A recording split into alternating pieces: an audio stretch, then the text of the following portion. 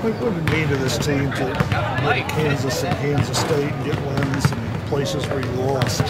Well, I don't know. I mean, the biggest thing is it was 2 road wins. I mean, if you look at last year, I think we had 1, and we were able to pick up 2 on one swing. So that's big for us to get, because you have to win some games on the road, and you definitely got to win the majority of your games at home. So, you know, that's a good start for us in the league on the road. I think you've been saying all year this was going to be a good outside shooting team. I know there was some struggles early with some of the shots. It seems like, you know, here lately players are starting to knock those down. I feel like it was just, you know, a matter of time. Well, you know what? You know, it's like everybody says, you live by the 3, you die by the 3. You know, I thought the first half we were hitting our 3s, right? Just keep shooting as long as we're hitting them. Second half, we continued to shoot them, and we had to take a couple timeouts. We got to start attacking. We weren't hitting them. So you just can't stay with the 3. You know, you got teams now running out at you. And here's an idea, maybe ball fake and go around them and get into the paint, or go inside out a little bit, or drive them a little bit. And once we started doing that the second half, it was good to see. You look at, just like Todd said, you get wins over 2 teams that beat you on the road last year. Now you got a Texas Tech team that beat you twice in the regular season. But when you have so many new players, I mean, you only have 4 people who are even going to remember this. Yeah. Is it even a talking point at this point? Not really. You got 11 new players, don't know what happened last year. So, you know, I do tell them that, you know, we need to play well. They beat us a couple times last year, and they're going to come in here with a lot of confidence. When people beat you the year before, they have confidence the next year that they can beat you again. So it's going to be important right from the start that, you know, it's a different year, it's a different basketball game, it's going to be a different outcome. It's important that our players do that right immediately in the start of the game. So what will be the key to doing that against this regular season? Well, you got to come out defense. It starts with defense. It starts with intensity. It starts with playing hard. If we'll get up the lanes, play hard, rebound, get up and down the floor, it's going to make them run. It's going to create turnovers. It's going to create easy buckets for us at the other end. And the best thing could happen is us create a bunch of turnovers early, and they have to take a timeout. And that, at that point, I know we're up the lanes and we're creating, you know, the turnovers that we need to create. Is there something that changes from a coaching perspective when you have so many newcomers? At the beginning of the year, you are bringing them along and all that, but you're midway through the season at this point. I would think that you can't coddle them anymore. Not that you ever would, but I mean, what is the difference in coaching philosophy from that point in the season to now? Well, I've told them here recently, you're no longer freshmen, so quit using that as an excuse. I said, I'm not using it as an excuse anymore. You know, we played a bunch of games. So you know exactly what we want to do. You know, this team has continued to get better. They're talking better on defense. They're rotating better. You know, transition defense is better. But we got to continue to get a lot better. We're not blocking out well.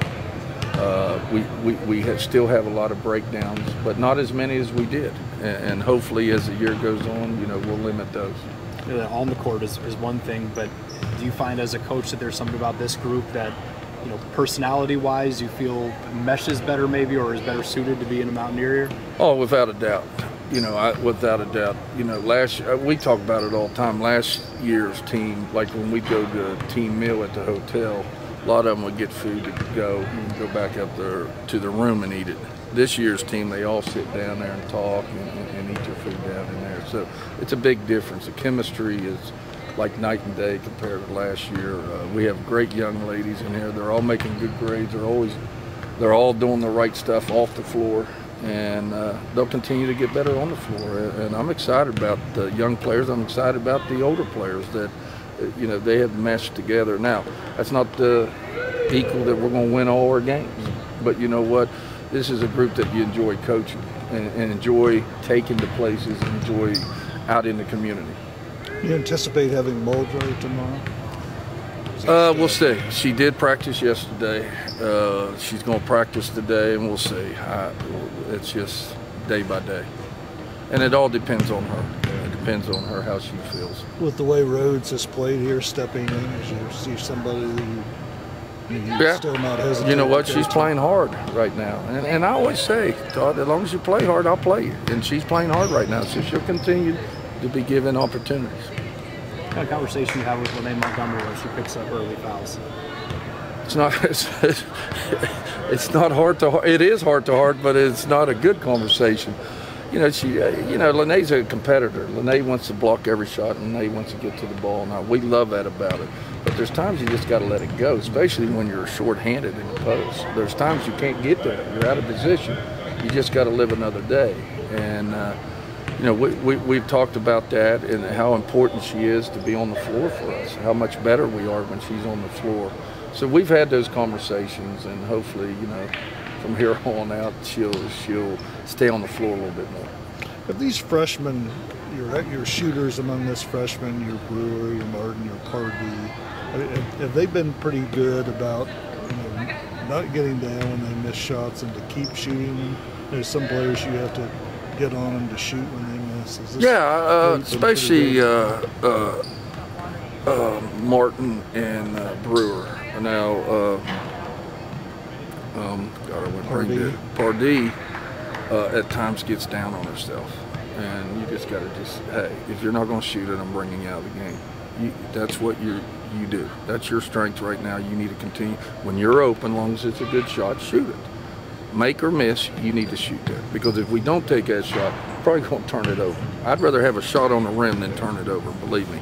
So when we set her up for a good shot, she needs to take that shot. And I have all the confidence in the world in her, whether she's making them or missing them, because they're always on line. They're either short or long if you notice her misses.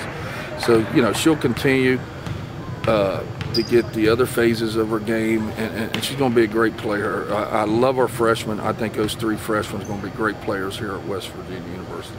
You think they're all getting more comfortable with shooting in this building? I know you've tried to get. I think so. I think so. You know, I think it was a big advantage for us to practice twice at Kansas State and get in their gym twice and get in there on that floor and do a lot of shooting. I think that helped us in that game. So, you know, when you get a lot of shots up in your home gym, you have a lot of confidence. They call it the octagon of doom there at Kansas State. Is that what they call it? At least on the men's broadcast. Yeah. I don't know what they call it. We just was happy to get out with a win and get out of there. All right, thanks. Thanks.